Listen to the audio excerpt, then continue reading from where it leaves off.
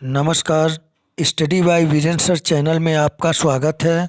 हम लोग आज देखेंगे मुइजुद्दीन बहराम शाह, जिसका शासनकाल 1240 से 1242 ईस्वी तक रहा। इससे पहले हम लोग क्रम से कुतुबुद्दीन ऐबक, उसके बाद इल्तुतमिश और रजिया को पढ़ चुके हैं। उसके बाद मात्र 2 वर्षों के लिए मुइजुद्दीन बहराम शाह दिल्ली सल्तनत का सुल्तान बना। आप रजिया वाले वीडियो में देखे थे कि कैथल में 1240 ईस्वी में डकैतों ने रजिया और अल्तुनिया की हत्या कर दी। इस प्रकार रजिया के शासन का अंत हुआ।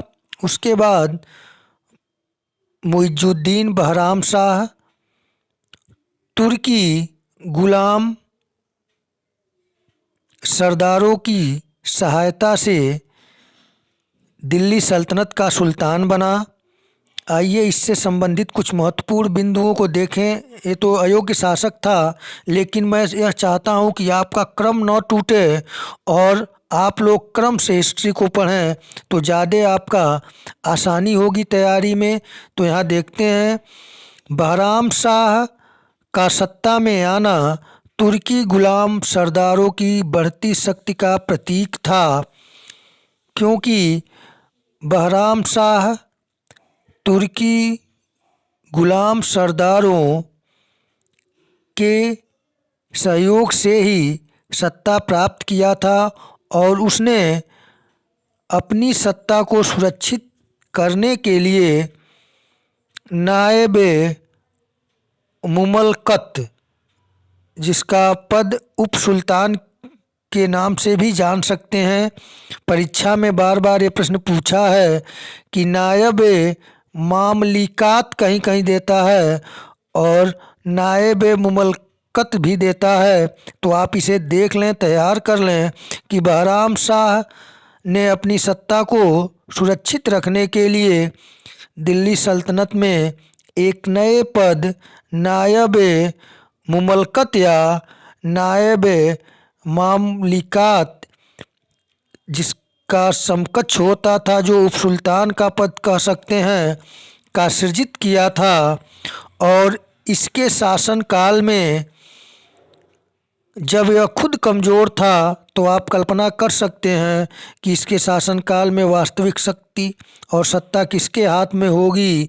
तो इसके शासनकाल में वास्तविक शक्ति और सत्ता जो थी, उसके 3 प्रमुख दावेदार थे। एक तो सुल्तान, दूसरा नायब और वजीर हो गए। अब यहाँ पे देखें कि सुल्तान अयोग्य था, लेकिन सत्ता और शक्ति का उपभोग करना चाहता था, लेकिन योग्यता उसके पास नहीं थी। और नायब, जो नायब होता था वह, और वजीर यानी कि जो सत्ता को देख रेख करने के लिए मंत्री के समकक्ष कह सकते हैं, वजीर जो थे। अब नायब और वजीर दोनों सुल्तान से सत्ता को अपने अनुसार चलाने का प्रयास किए और वजीर के पद पर मुहाजबुद्दीन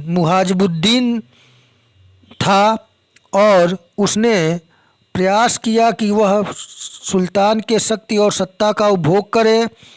तो यहाँ पे मात्र 2 वर्षों का शासन है और 2 वर्षों के शासन में जब सुल्तान अयोग्य था, इसीलिए मात्र 2 वर्ष शासन किया। उसके शासनकाल में 1241 ईस्वी में मंगोल आक्रमणकारी ताइर बहादुर, कहीं कहीं पर तायर बहादुर भी नाम का उल्लेख मिलता है। तो इसके समय की 2 महत्वपूर्ण चीज़ें आपको ध्यान रखनी होगी। एक तो इसने नायब मुमालिकात या नायब मुमलकात, जो आप पहले बता चुके हैं, आप देख लें, नायब मुमलकत या नायब मुमालिकात उप सुल्तान के पद का सृजन किया। ये महत्वपूर्ण है। शासनकाल इसका 1240 से 42 है। ये रजिया के बाद शासन करता है, ये महत्वपूर्ण है। और यहाँ महत्वपूर्ण है कि इसी के शासनकाल में 1241 ईस्वी में मंगोल आक्रमणकारी ताहिर बहादुर ने लाहौर पर आक्रमण कर लाहौर को बर्बाद कर दिया और 1242 ईस्वी में बहराम शाह का वध कर दिया गया और यह मात्र 2 वर्ष तक सुल्तान रहा। इसके बाद अलाउद्दीन मसूद शाह दिल्ली सल्तनत की गद्दी पर बैठता है। तो नेक्स्ट वीडियो में हम लोग शॉर्ट में ही ये भी है, अलाउद्दीन मसूद शाह का शासनकाल भी 1242 से 1246 रहेगा। उसके बाद आपके टॉपिक में नासरुद्दीन महमूद और बलबन के विषय में हम लोग पढ़ेंगे। तो आप लोगों का क्रम न टूटे, इसलिए मैं इस छोटे से कार्यकाल में जो भी क्रम में रहेगा उसे मैं आपको वीडियो उस पे बनाकर आपके क्रम को जारी रखूँगा कि आपकी तैयारी अच्छी हो। तो आप लोग अपना प्रेम और स्नेह लाइक, शेयर और सब्सक्राइब के माध्यम से दें। आप लोगों की तैयारी अच्छी हो, इसी शुभकामनाओं के साथ आज इतना ही। नमस्कार।